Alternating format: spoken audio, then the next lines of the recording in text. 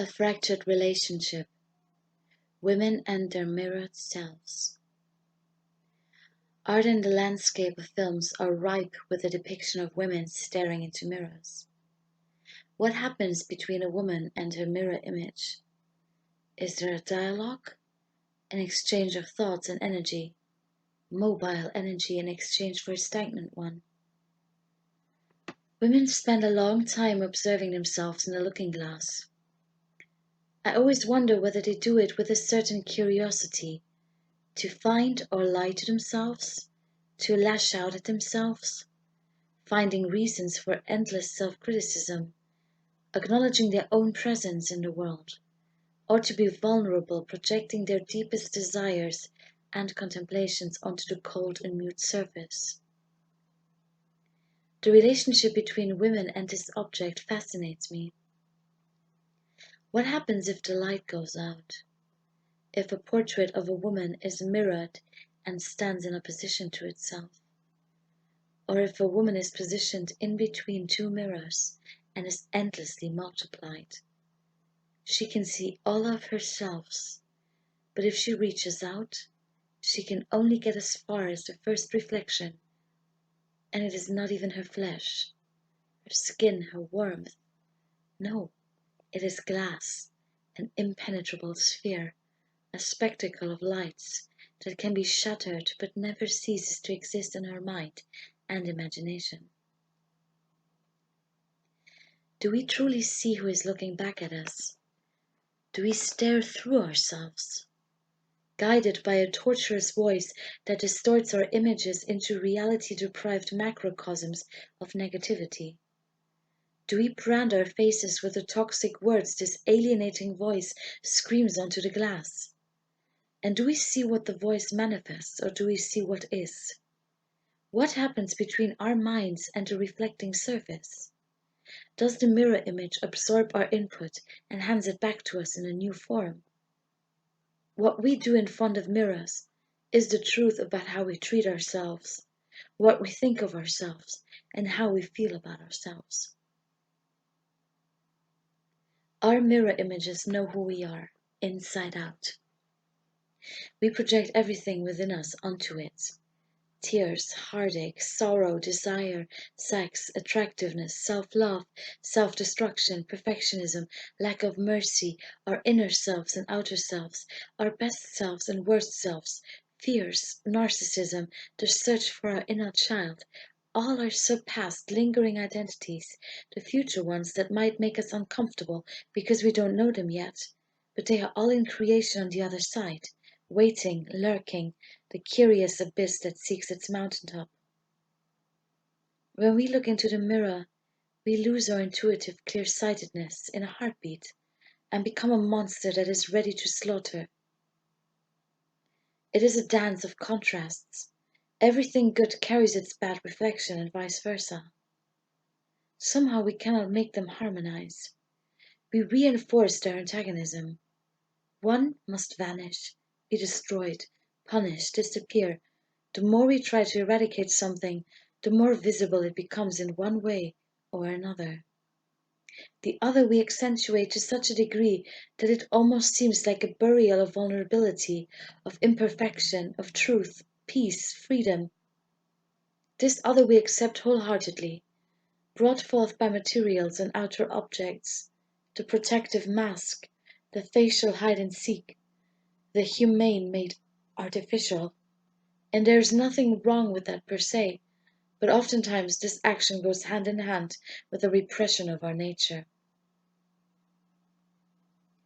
Sometimes our mirror image seems more like a battlefield, a war zone, than a soft canvas that is about to flourish, be transformed, adored, change over time, bathed in color, adorned, and become a portrait of who we truly are.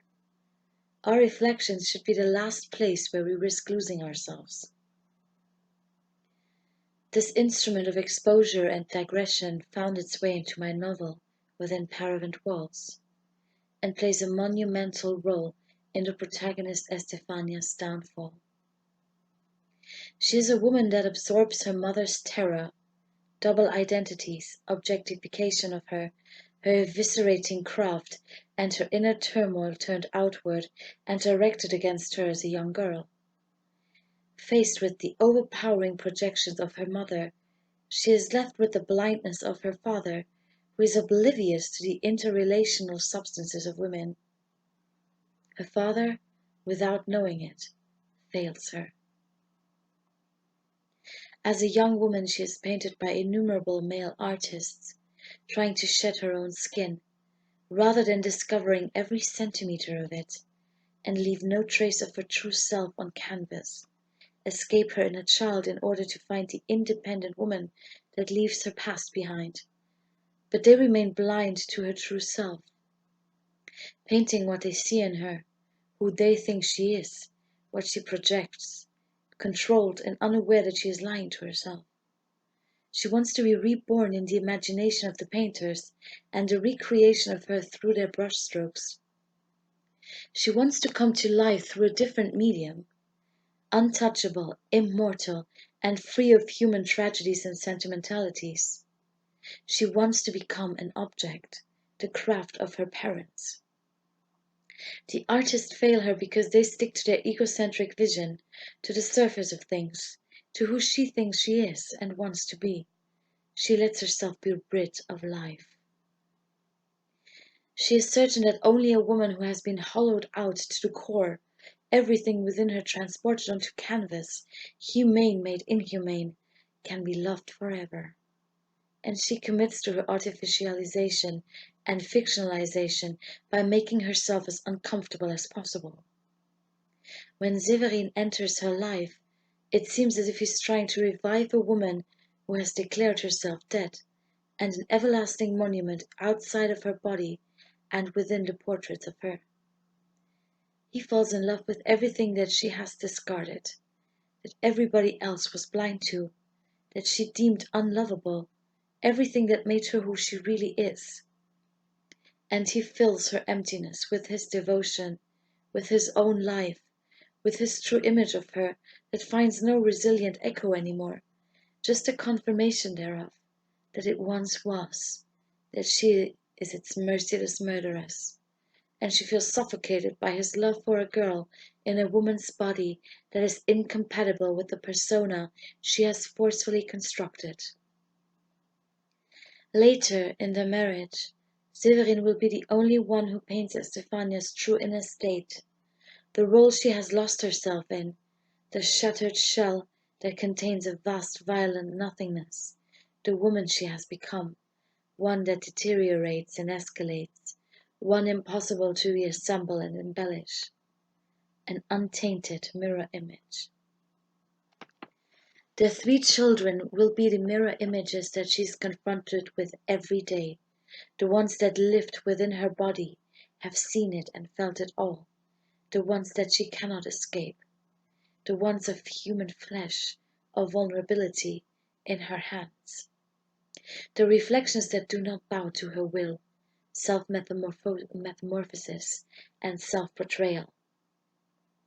Through them she realizes and fights against the ugliness within her that she evoked, a presentation of her that contradicts everything that she conjured up so carefully. The woman in all of those paintings gave birth in her real life. And who is she now? And what does she have to give? Aborted from the inner life that she sacrificed.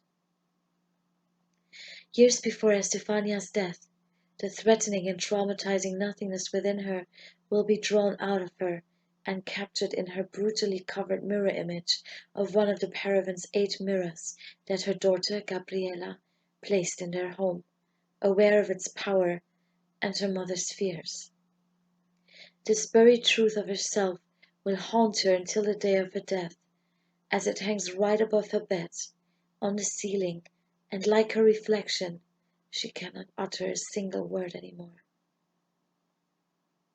In the last portrait of Estefania, the painter cannot stand to look her in the eyes. The mirrors of madness, he paints her without making eye contact, and as the complete opposite of what she is and looks like, beautified and healthy, not dying and insane, as her desired mirror image, not a decomposing woman who is barely alive.